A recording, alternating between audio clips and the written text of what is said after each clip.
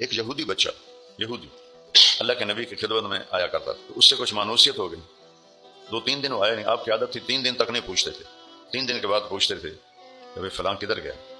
تو اگر وہ کہتے جی سفر پہ گیا تو دعا کرتے تھے، اگر کہتے بیمار ہے تو اس کا حال پوچھنے جاتے تھے. تو 3 دن گزر گئے، وہ بچہ نہیں آیا.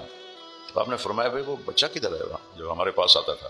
کون؟ یہودی. آپ نے فرمایا چلو بھائی. کسی نے کہا جی وہ بیمار ہے. تو آپ نے کہا چلو پھر اس کا حال پوچھیں. مدینے سے بنو قریظہ 10 میل کے فاصلے پر رہتے تھے. تو آپ پیدل گئے صحابہ کو لے کر.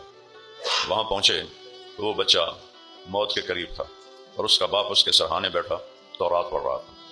تو جب آپ نے بچے کو دیکھا تو آپ نے کہا یا غلام قل لا الہ الا اللہ، بیٹا لا الہ الا اللہ پڑھ لو. تو اس نے ایسے اپنے باپ کو دیکھا تو باپ نے کہا اطیع ابو القاسم، ابو القاسم جو کہہ رہے ہیں مان لو. اس کا وقت کو پتا تھا یہ سچے نبی ہیں، لیکن حسد کی وجہ سے ایمان نہیں لائے. تو انہوں نے کہا چلو اب تو یہ جا رہا ہے ایمان پہ تو جان کا اطیع ابو القاسم، ابو القاسم کی مان لو. تو اس بچے نے کلمہ پڑھا، آپ نے اس کو کلمہ پڑھایا اور اس کے اگلے ہی لمحے وہ فوت ہو گیا.